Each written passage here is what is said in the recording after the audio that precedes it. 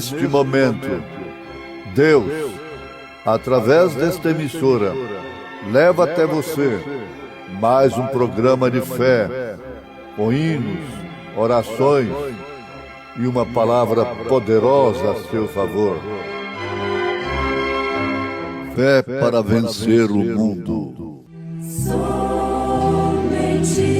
crer, somente crer, tudo é possível. Somente crer, somente crer, somente crer, tudo é possível. Somente crer.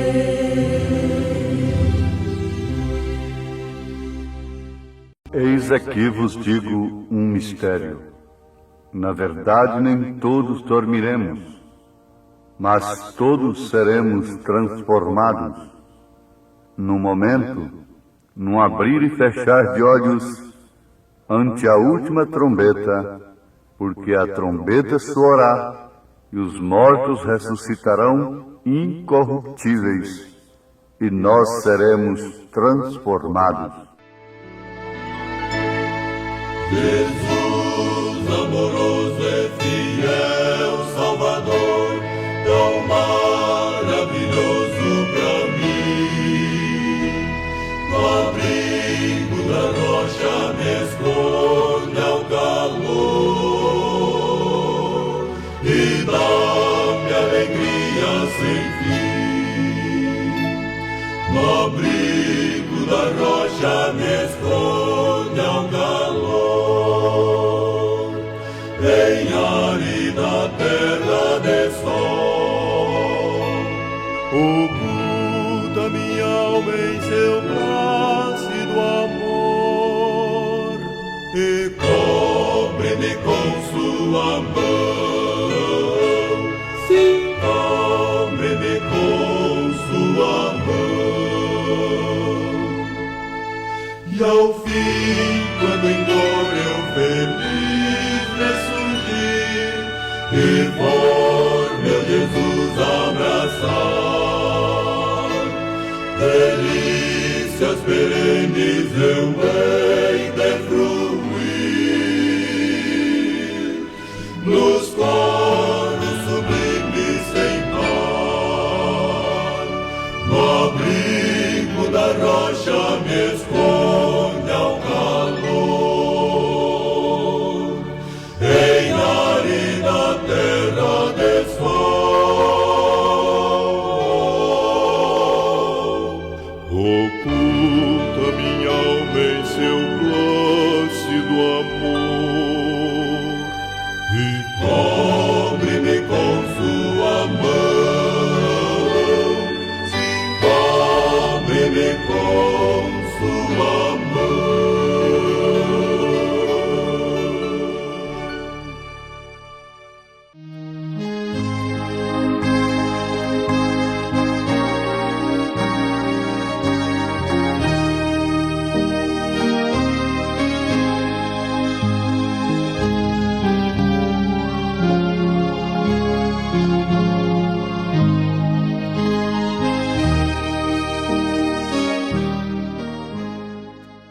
Deus deseja homens que possam entrar em Cristo e crer que Ele é o mesmo ontem, hoje e eternamente, e não tomarem seus próprios pensamentos, mover-se espaço adentro, controlados pelo Espírito Santo. Amém. Esta é uma declaração do profeta desta era em sua mensagem Contagem Regressiva. Ouvintes, a contagem regressiva. Você sabe que antes daquela nave espacial partir para a Lua, houve uma contagem regressiva. 10, 9, 8, 7, 6, 5, 4, 3, 2, 1. E nesse instante, então, o foguete explodiu com todo o seu poder. E lá se foram os astronautas, cada vez mais subindo. E na medida que subiam, tomavam maior velocidade. E o profeta de Deus recebeu da parte de Deus também uma mensagem tremenda com esse tema, contagem regressiva. A história da igreja mostra que durante os 7 períodos da igreja de Nosso Senhor Jesus Cristo, até a 4ª era, a semente foi sepultada, foi enterrada. E Jesus disse que se o grão não morrer, então ele não pode brotar. A natureza fala disso. Então começou essa semeadura com Paulo, a era de Éfeso. Depois, essa semeadura continuou com Irineu, com Martim e Columba. E aí encerrou tudo em escuridão. A salvação era por indulgências, penitências e sacrifícios. A forma do batismo foi trocada do nome do Senhor Jesus Cristo para os títulos Pai, Filho e Espírito Santo, e Deus passou a ser visto pelos chamados cristãos através de 3 pessoas distintas. E tudo quanto você possa pensar de imoral e decadente, religiosamente falando e politicamente, a igreja casada com a política e abuso de poder e tudo mais aconteceu. A semente foi completamente enterrada. Mas quando você enterra uma semente, o que se espera é que ela venha brotar. E ela brotou então com Martim Lutero. E isso vem numa contagem regressiva. Agora, Martim Lutero com justificação pela fé.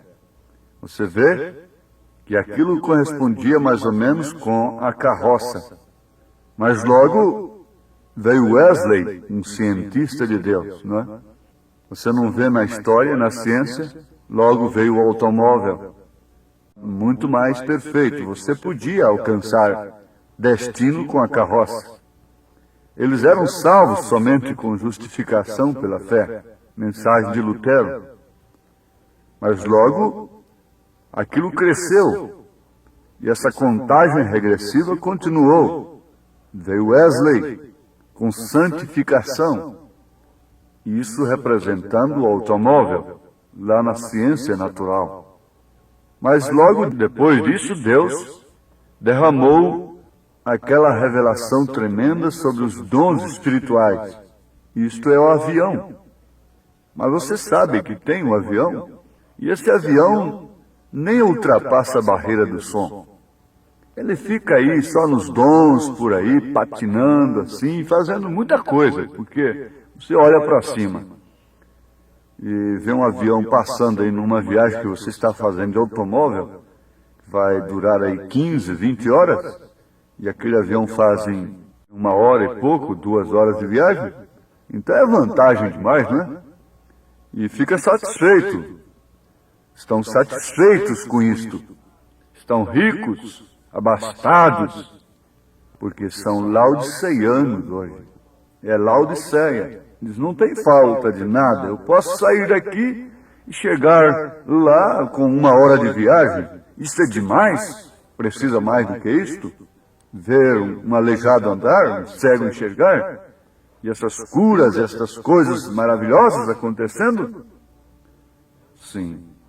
O profeta de Deus diz que é preciso haver um passo diferente. ele fala dessa maneira. Ele diz assim: já tivemos um astronauta, John Glenn, foi nosso primeiro astronauta.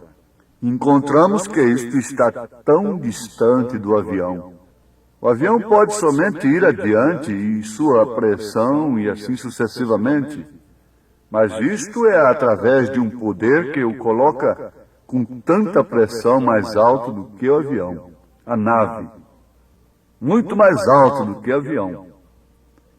Um avião nem mesmo pode ir lá, nem pode pensar em ultrapassar aquela órbita. Isto é correto. Ele tem sido apto para fazer isto. Esse astronauta dentro desta nave. Agora temos um astronauta na era natural. E recordem, o mensageiro sempre vem no fim da mensagem anterior. Temos provado isso. Agora, no caminho do astronauta, veja só, você está entendendo direitinho que o natural explica o espiritual. A Bíblia sempre tomou o natural para explicar o espiritual. Jesus o fez, os profetas o fizeram, sempre tomando o natural para explicar o espiritual. E todos esses acontecimentos falam de acontecimentos espirituais, acontecimentos científicos, falam de acontecimentos espirituais. Você não vê aí a bandeira amarela tremulando? Você não conhece quem é o cavaleiro do quarto cavalo de Apocalipse, capítulo 6? Ele tem uma bandeira amarela. E o que quer dizer o amarelo? Morte. Sempre esses acontecimentos estão falando com os eleitos, com os filhos de Deus, sobre essa subida tremenda. Paulo falou: eis que vos digo um mistério.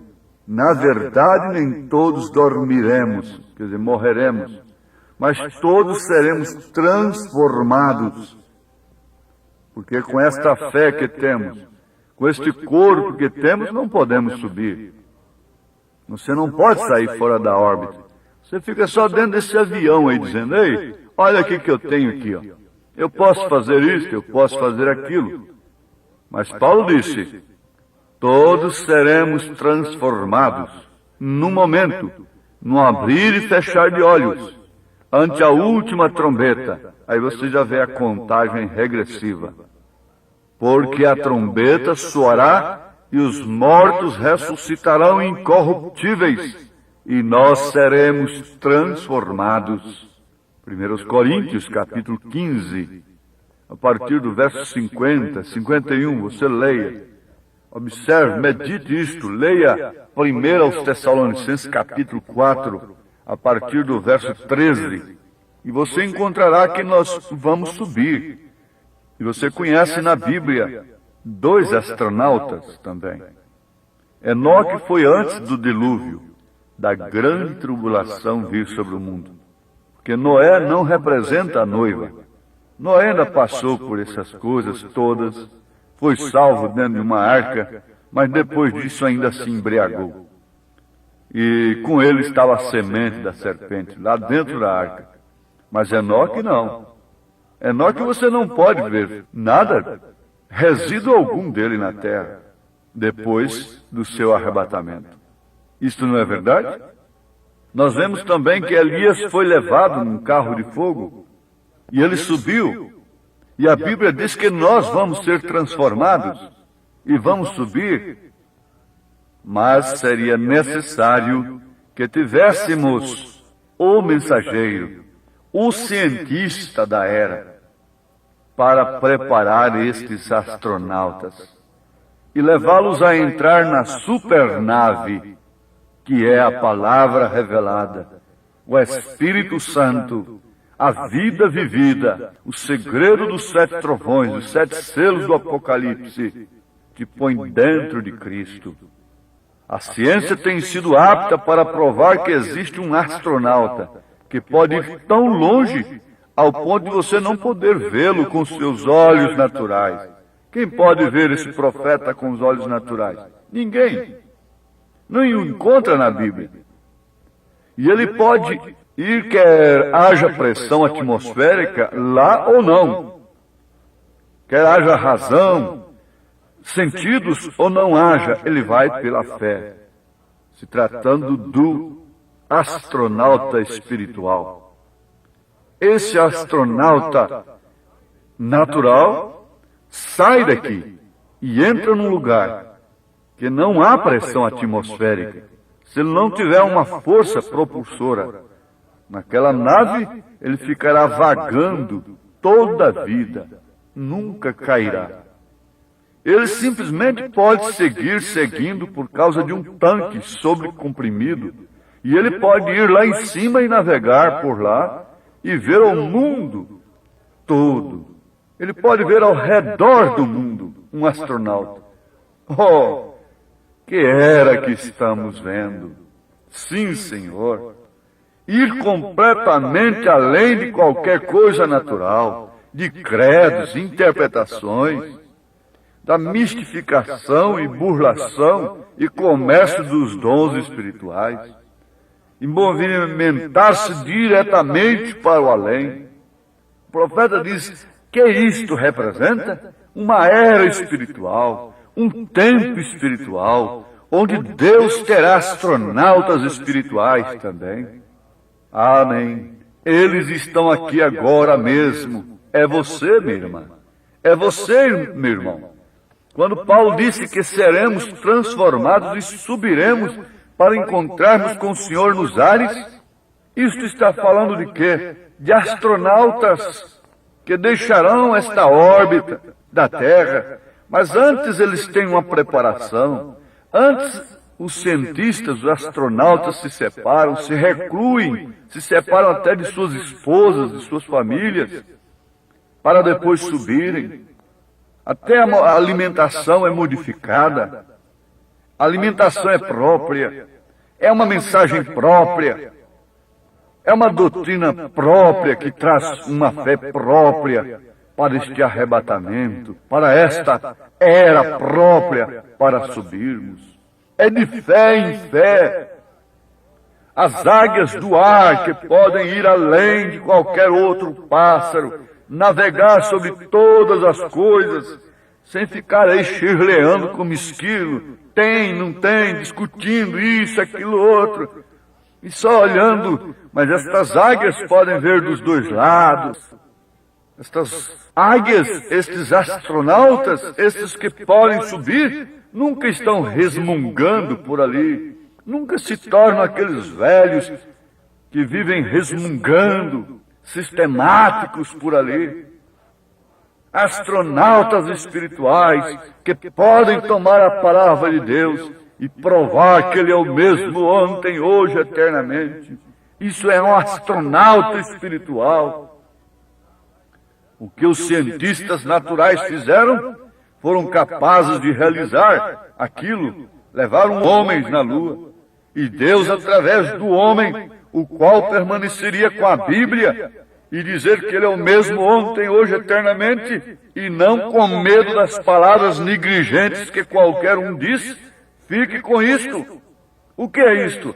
Você se tornando um astronauta que pode ir tão longe desses credos, tão longe dessas interpretações teológicas naturais, além do pensamento denominacional, está além de tudo mais, está além das coisas da igreja, distante, além com Deus, e com Ele a sós você permanece, astronauta. Oh, sim, meus amados, vale a pena repetir o que o profeta clama, que Deus deseja homens possam entrar em Cristo, na nave espacial de Deus, e crer que Ele é o mesmo ontem, hoje, eternamente, e não tomarem seus próprios pensamentos, mas mover-se espaço adentro, controlados pelo Espírito Santo.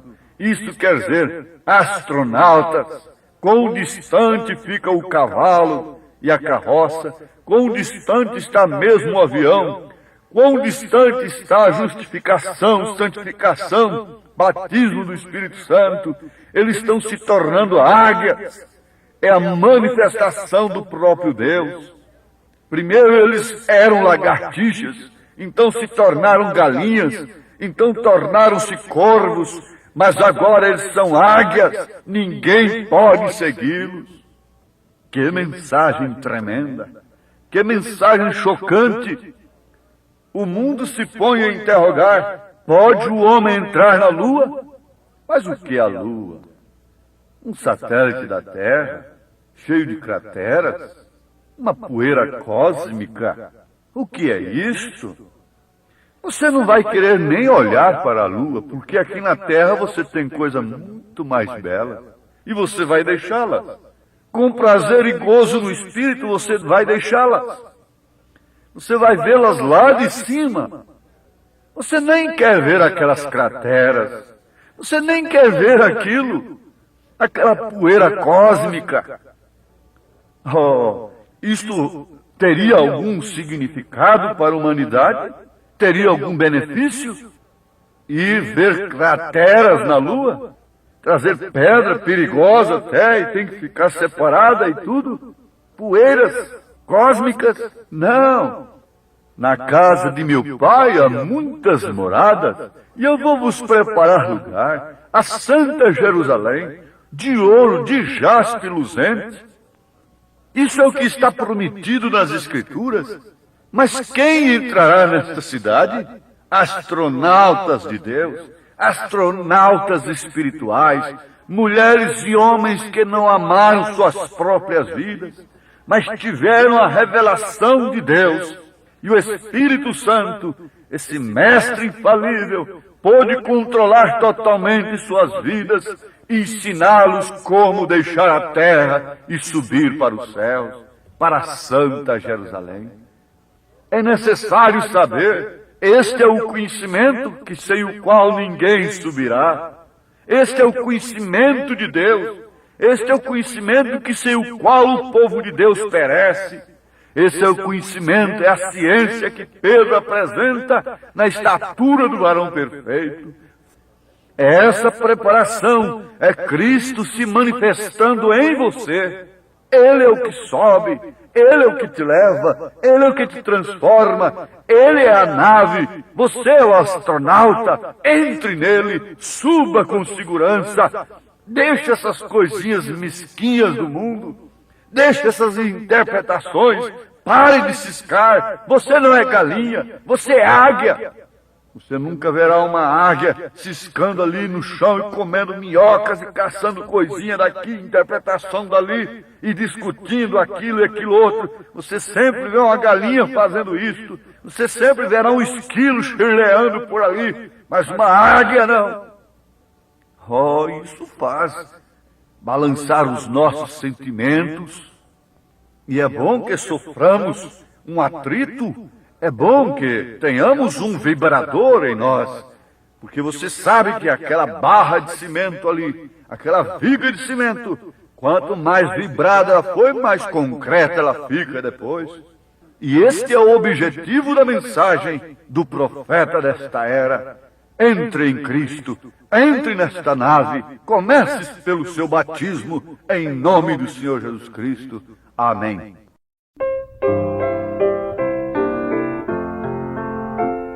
O Senhor preparou uma cidade que espera por nós seus fiéis. João em visão contemplou-a quando a Patmos no exílio ele foi. O seu grande muro é de jaspe, a cidade de ouro maciço. Depois, no final desta vida, meus olhos suas glórias verão. Lá na cidade santa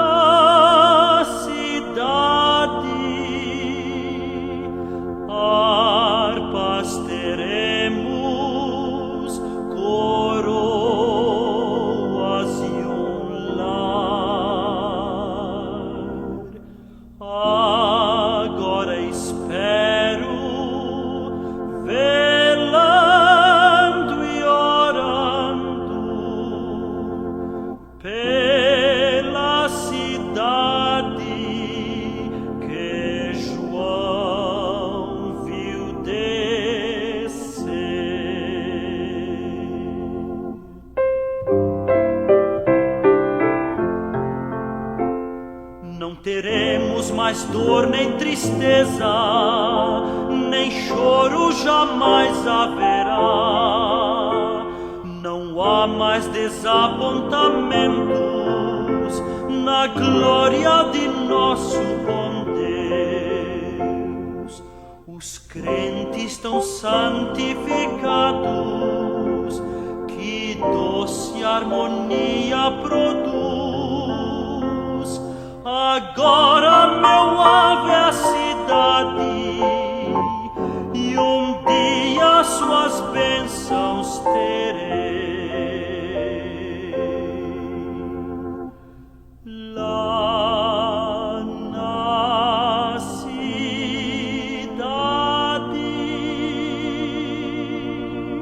santa cidade, harpas teremos, coroas e um lar. Agora espero, velando e orando pela cidade que João viu descer.